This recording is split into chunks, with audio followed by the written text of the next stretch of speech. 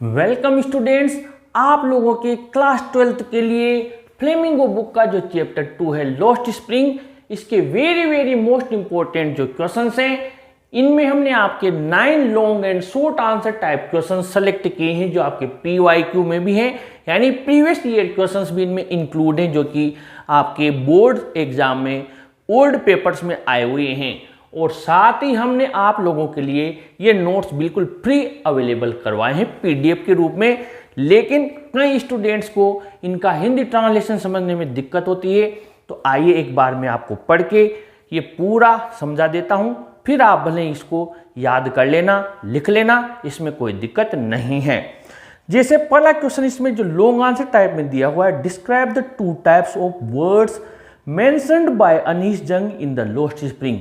यानी अनीश जंग के द्वारा इस चैप्टर में 2 तरीके के अलग अलग संसार बताए गए हैं, तो आपको क्या करना है, इनका वर्णन करना है।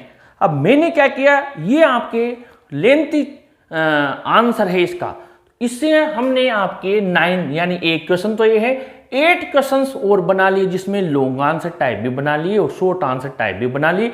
साथ ही इससे आने वाले आपके जो छोटे क्वेश्चंस हैं या जो आपके ऑप्शन वाले हैं वो भी बना लिए। In the Lost Spring Anees Jung describes 2 different types of words. यानी जो लॉस्ट स्प्रिंग चैप्टर है इसमें अनीश जंग 2 तरीके के संसार बताती है। The first type of word is the rag pickers of Seemapuri of Delhi.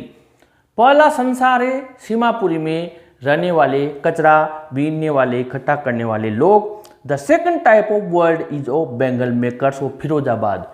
और दूसरे तरीके का संसार है वो है फिरोजाबाद के चूड़ी बनाने वाले। Seemapuri is an area where more than 10,000 rag pickers live without any basic facilities. अब यहाँ पर आपके 2, 3 और 9 नंबर यानी 3 क्वेश्चन का आंसर शुरू हो गया जो आपको नजर आ रहा है। अभी मैं क्वेश्चन भी समझाऊंगा, पहले एक बार हिंदी समझ लेते हैं।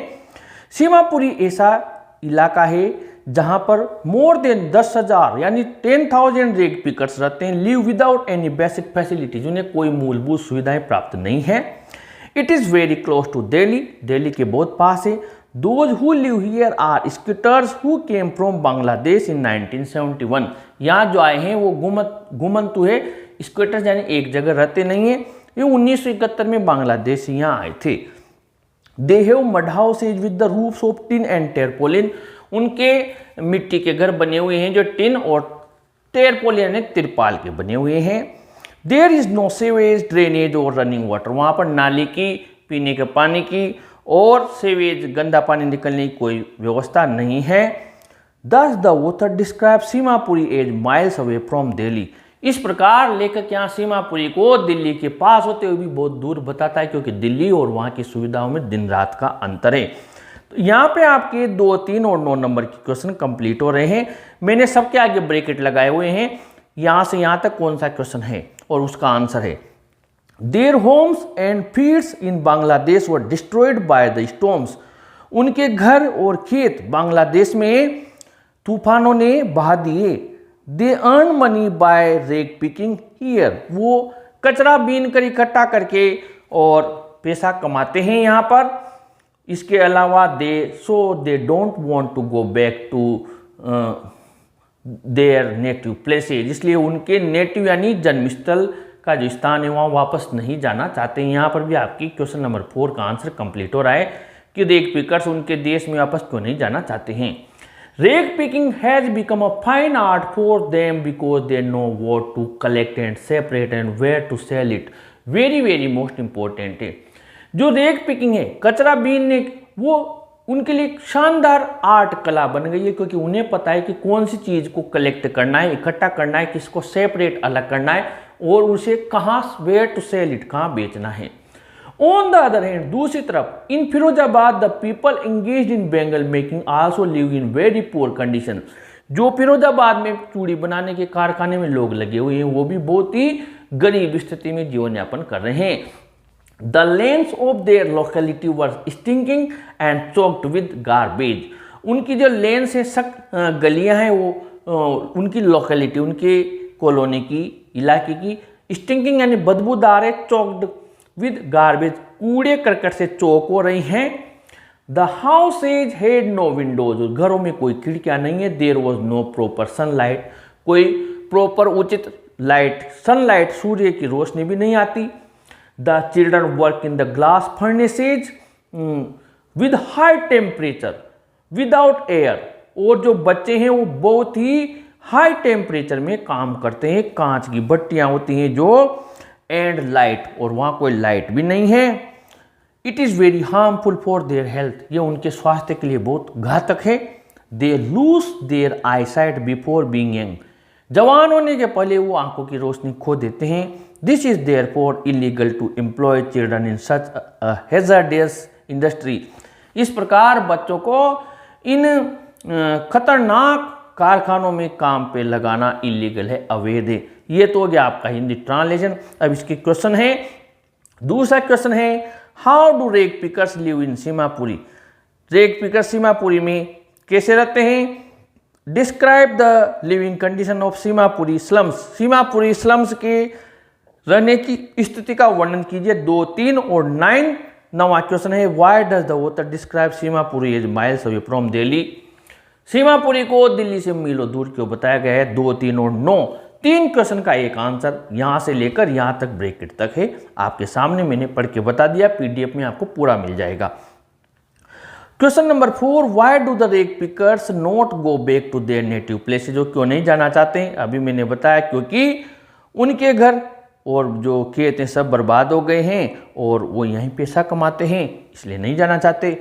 Number 5, in what way has rag picking become a fine art, किस तरीके से रेग पिकिंग एक शानदार कला बन गई है। तो मैंने आपको आंसर बताया, उन्हें पता होता है क्या चीज़ कलेक्ट करनी है, क्या अलग करनी है और कहाँ बेचना है। Number 6, describe the homes and surroundings in which the Bengal makers lived, वो घर और उनके सराउंडिंग यानी परिवेश को बताइए जहाँ पर चूड़ी बनाने वाले लोग रहते हैं। तो इसका शानदार आंसर बनाया है, फिरोजाबाद में लोग रहते हैं जहाँ पर बहुत गरीब स्थिति है, गलियाँ बदबूदार हो रही हैं, कचरे के ढेर से अटी पड़ी हुई हैं। ये सारा आंसर आप लिख देना। क्वेश्चन नंबर 7 दिया हुआ है, about 20,000 children work in bangle making industry, why is it illegal, लगभग 20,000 बच्चे चूड़ी बनाने के कारखाने में काम करते हैं, ये अवैध क्यों है। तो इसका आंसर।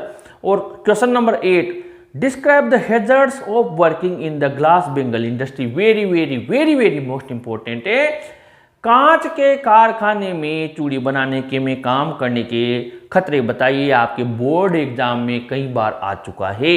और इसका आंसर आपकी क्वेश्चन नंबर 7, 8 का एक बनाया मैंने कि उन घरों में न खिड़कियां हैं, न प्रॉपर सनलाइट आती है, और इसके अलावा बच्चे बहुत ज़्यादा हाई टेम्परेचर में काम करते हैं जहाँ हवा की रोशनी की व्यवस्था नहीं है, उनकी स्वास्थ्य को घातक होता है और उनकी आंखों की रोशनी वो युवा होने के पहले ही गंवा देते हैं। 8वें का यहाँ तक रोक देना और 9वें का और 7 जो 7th है उसका आंसर बढ़ा देना। This is therefore illegal to employ children in such hazardous industry, और 7वें का आंसर यहाँ तक बढ़ा देना।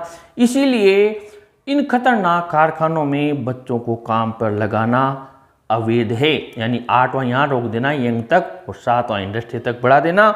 इस प्रकार आपकी ये 9 क्वेश्चंस एक आंसर में कंप्लीट किए।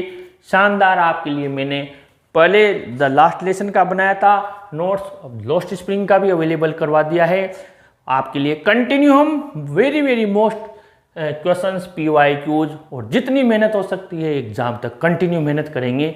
वीडियो अच्छा लगा हो तो ज़रूर आप इसको लाइक शेयर कीजिए। इसकी PDF डिस्क्रिप्शन बॉक्स में दी हुई है, वहाँ पर लिंक दिया हुआ है, वहाँ से आप डाउनलोड कर सकते हैं और अपने चैनल को भी ज़रूर सब्सक्राइब कीजिए स्टूडेंट्स। Thank you.